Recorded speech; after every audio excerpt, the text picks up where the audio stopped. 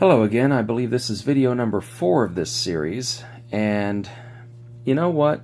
I've broken the paper into 2 separate videos, and I did not intend to do that. It means I'm going to be up a little bit later, and I really needed to be in bed because, wow, my voice is getting that quality that it gets late at night when, right now it's 1:15 in the morning, and I'm going to be waking up in about 5 hours. Yay! I intended to be in bed an hour and a half ago. So, yeah, it's going to be a great day today. So let's see. If you're looking for paper for your fountain pen, right? And Rhodia and Leuchtturm are the 2 main brands that I can think of off the top of my head because that's what I've seen mentioned in a couple of different places. But those papers are a bit more expensive than most people I know would want to put on paper to take notes on. And my thing with Rhodia and Leuchtturm is I don't know that I'm going to like the paper. I'm sure I would. I mean, they're decent paper. A lot of people rave about how great the quality is. But I much prefer to hold something in my hand before I purchase it. And that's why I like brick and mortar. That's why I like Target. That's why I like Walmart, CVS, Walgreens, Dollar Tree. I really like Dollar Tree, even though I know everything there is from either India or China. Excuse me. So there's a lot of political. You really want to keep all your economy in the current area, the local area. You want to keep your economy in your local nation. You don't want all your money going over to China. And you really don't, because there are some political reasons for that, and if you want to get into that, feel free. Somewhere other than my comments. Somewhere other than my video, because I really don't care. I prefer to keep everything here in the United States. I prefer to buy American. I prefer to help out the local man. But honestly, when it comes to my hard-earned money that I don't have a whole lot of, having to go as far as I can make it go because I don't have a very high-paying job, it kind of forces me into China and India, Dollar Tree and Walmart and whatnot. I'm not proud of it, but it does mean that I get to try some things that you don't very often see recommended. So if you're looking for budget paper, go find my other video that I just did, and you can find a couple of good recommendations for me, things that I've tried just here locally. If you've got a little bit of money to spend, but you still want to keep it at Target, you still want to, you don't want to go nuts with it, then what I might recommend is at Target, they have a brand called Yoobi, Y-O-O-B-I,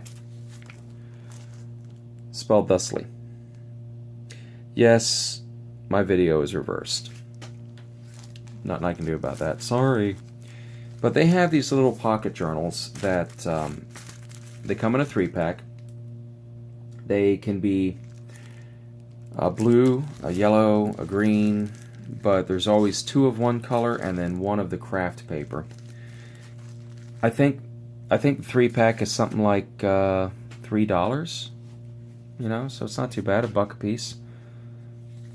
Now, keep in mind, your $1, let me go to this other camera here.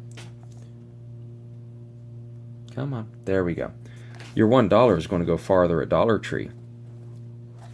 I mean, if you're talking sheer number of pages, right?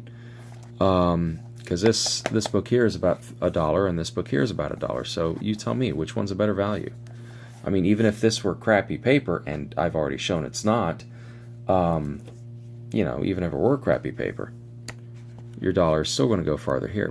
But here's the thing. Here's this Rhodia tablet. And this Rhodia, wow, this is not Rhodia. This is Yoobi. You can see there's not a whole lot of ghosting. This is just random notes that I take.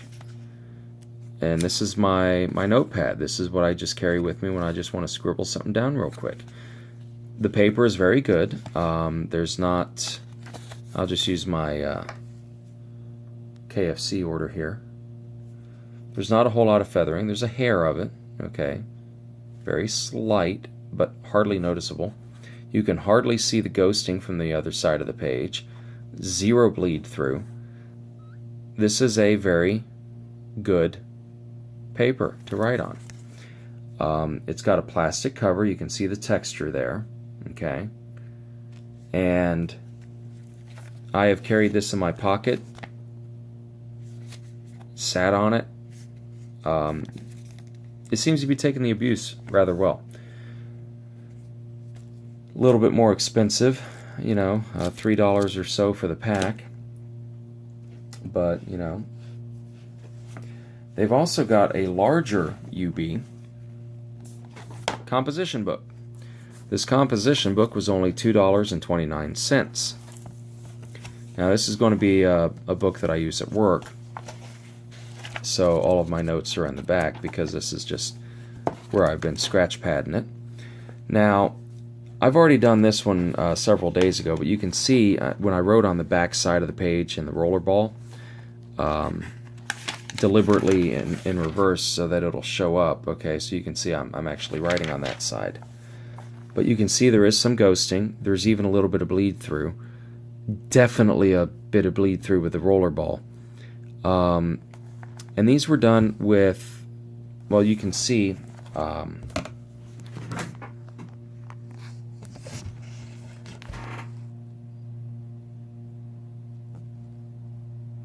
right? Not a whole lot of feathering, but there is a good deal of ghosting and even a little bit of bleed through.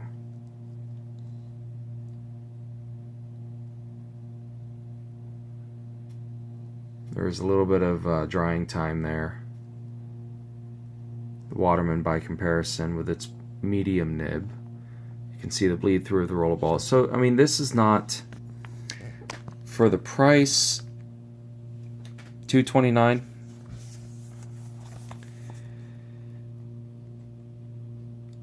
I don't know. It's an okay tablet, but if that's the same kind of quality that you're going to get with Rhodia or Leuchtturm, I don't know. Because, like I said, again, I've never used Rhodia or Leuchtturm. But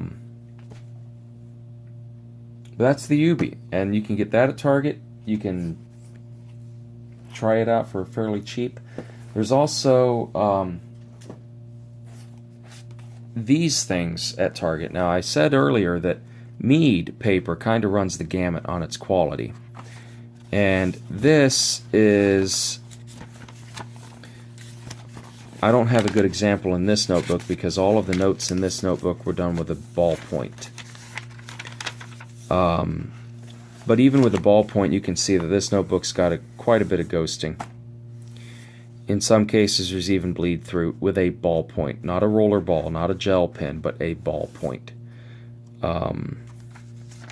So this Mead, 5-star Mead at that, you know, 5 star is supposed to be their better brand. And it's a very nice notebook, don't get me wrong. I liked writing in it with a ballpoint. But it's not what I would call fountain pen friendly, and even with a ballpoint, it's not what I would call ballpoint friendly, to be honest. They have another Mead book, a lot of Mead, right? This one we got online. My wife homeschools our daughters, and you can see this is a kid's journal, but